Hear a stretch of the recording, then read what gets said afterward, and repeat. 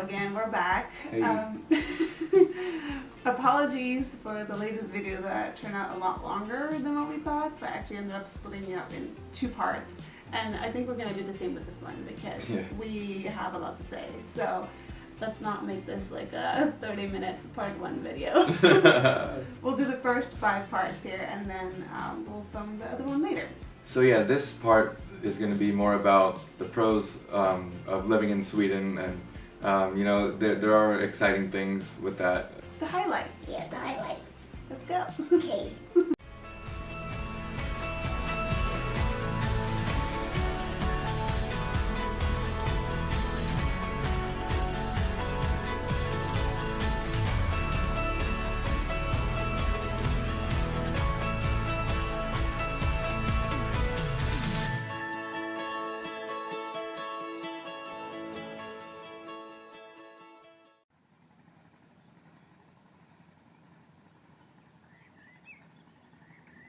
Number 1 is more about me, I guess, because I worked at preschools in Sweden, and when I say preschools, I should explain it because it's not the same as it is in America.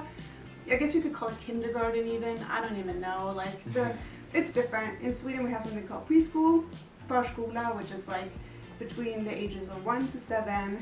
You go there and then you start förskoleklass, which is more like the American version of preschool, which is like you play and have fun, but you also kind of have a school environment, and then you start school. So in the preschool or kindergarten, whatever you want to call it, that's what I was going to do in Sweden. I was going to be a teacher there, and that's what I really always wanted to do. I had no other job in mind. I had no other interest of any other job. And so coming to America and realizing that my degree from Sweden wasn't really valid here is hard, especially because I go from job to job as a nanny or at daycares, and you know, nanny jobs are usually temporary. You know, the kids are going to get older, start school. Daycare jobs, it's not as easy to find for me here because I only get hired as an assistant teacher. I've never had a solid job. I mean, of course, I've gotten sick in between too, so that has not helped. Yeah. But just in general, like in Sweden, if I lived there and worked there, I know that they have a high demand for teachers like me. A high demand. Like, we need so many teachers like that. And I would have a job wherever I lived in Sweden. Like, we could choose what area to live in. So like, this is where we actually would like to live. But here, you kind of have to adjust. Like, oh, is there a job opportunity for me over there? I guess I have to move there then, even though maybe I'm not too interested in that city, or, you know, and that sucks because I really miss that job. I don't enjoy working as much here. I'm gonna, admit that, because it's more of a struggle here. You just go from low-paying jobs, one after another, and in Sweden I know that I would have a set salary, set paycheck. I know I would be paid every month because I would have a job. Even as a sub-teacher, I had a job very consistently when I worked as a sub-teacher, simply because they really do need teachers like that in Sweden.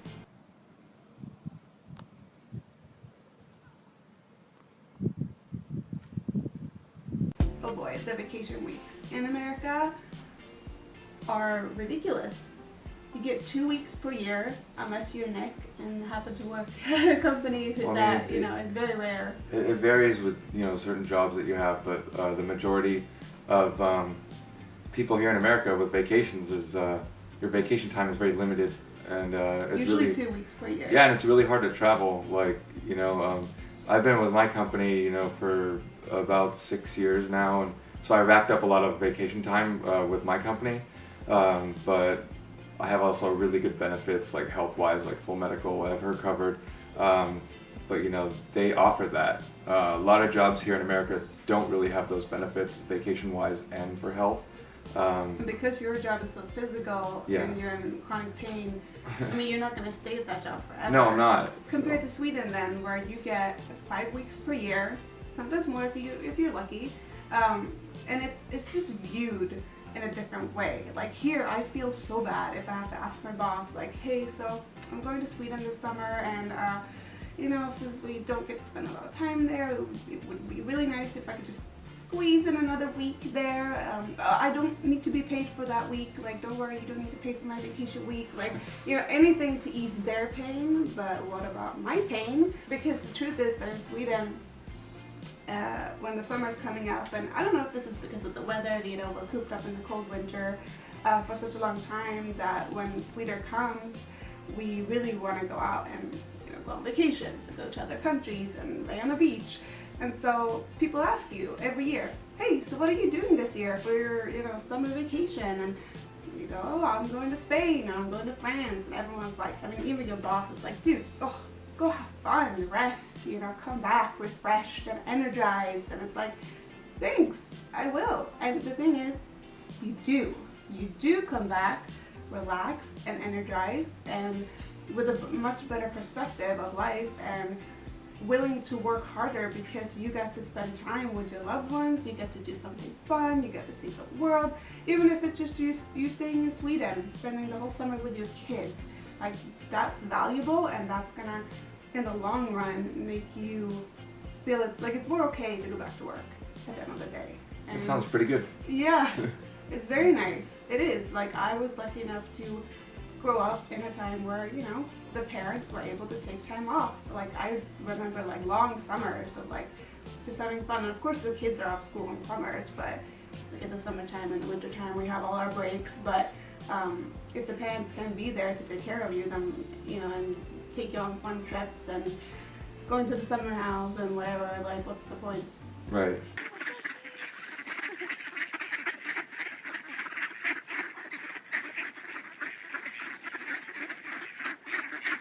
One of our biggest issues here in America is the parental leave.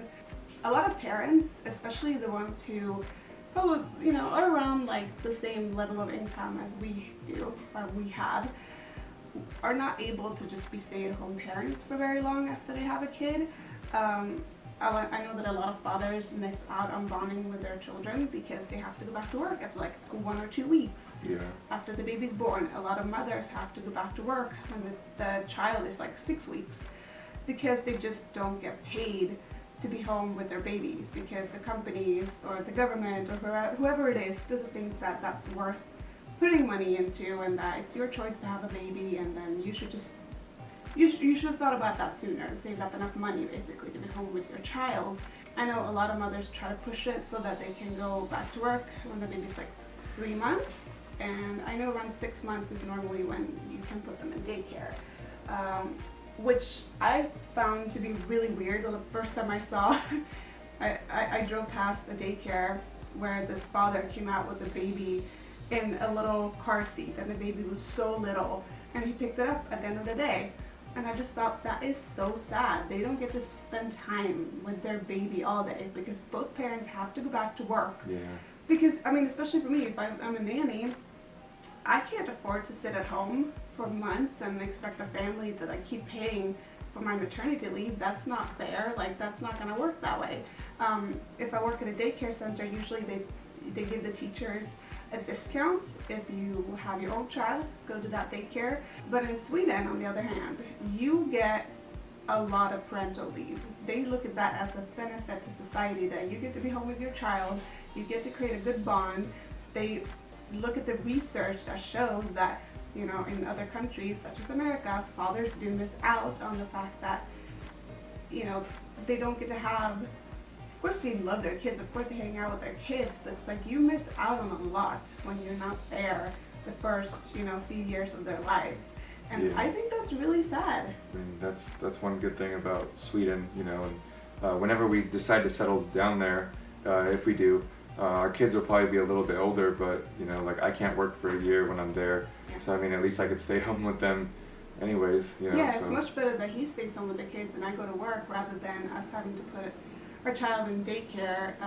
That costs a lot of money, and, you know, at least one parent then gets to use that time with the kids.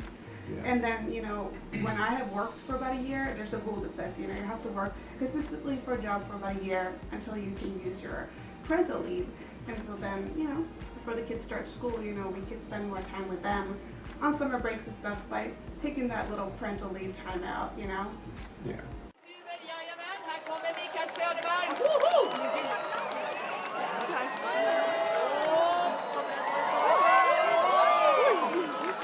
also another thing I'm looking forward to that I see as like a benefit, going to Sweden, there's so many countries with different cultures that are all around the area of Europe, and I've been listening to a lot of European rock and metal. Especially Finnish bands. You're yeah. like obsessed So with. I really want to go to Finland.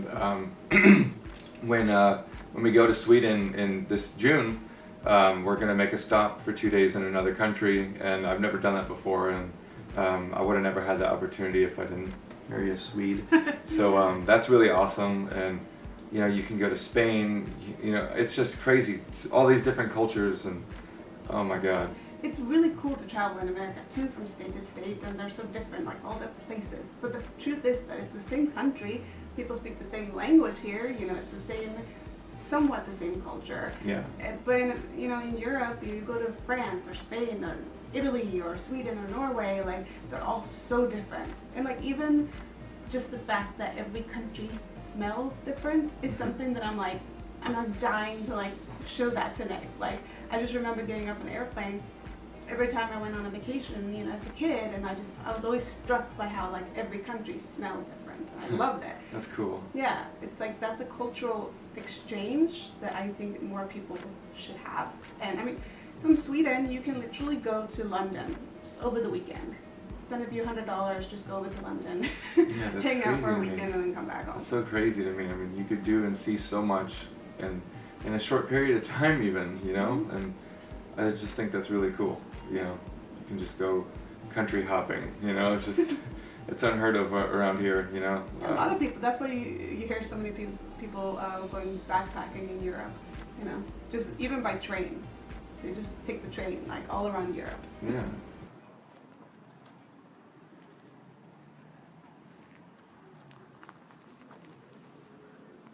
So living here in America, and especially California where we are, is highly stressful, and it just gets more and more busy, and there's a lot of tech companies coming in, and they're kind of just pushing out the middle class, and they're raising everybody's rent, and everything is just becoming so much more inflated and expensive, and it is just it's way too stressful. More traffic, more people. And just like the insurance, like health insurance or whatever, like it's always on a, oh my God, like what if something happens, like we're not gonna have it. If he loses his job right now, Yeah. or his benefits, like he lost like recently, Yeah. because of just an error, Just a communication error. Paperwork error. I Yeah. did everything right on my end, but then some person didn't do their job, and it really affected me. It took my benefits away, and I had to pay so much money for her medication because she needed it. Yeah. And I didn't have my benefits, and it wasn't my fault. I was injured, and I did all my paperwork, everything on my end, and I think that's the thing, like It's scary. We're expected to individually take care of ourselves so much, and I know that not everyone in America is a fan of socialism, as it's called, but there are some really good benefits to that in Sweden, that we do take care of each other as much as possible. Not to say that there are no poor people in Sweden, there are no people living on the street, but compared to here, it's a lot less, and there's a lot less stress because you don't feel that pressure of, oh my God, we could lose everything just by, something like a little detail not working out. What if he wants to switch jobs, then we don't have insurance for 3 to 6 months, then we're just gonna have to keep our fingers crossed that nothing happens, or we're gonna have to spend hundreds and hundreds of dollars per month for both us, and if we have a child, we have to pay for them too, of course, and to make sure that, if something does happen, we don't have to pay like $100 grand to go to the hospital. And that's not easy to live in. We live in paradise, and we live in California, we live in this wonderful place, but that also comes with a price. And that's the case wherever you live in America, even where it's cheaper to live, there's the stress. Yeah. So these were our 5 points for the first video, and we'll see you in our next video. Hope you like it. Bye.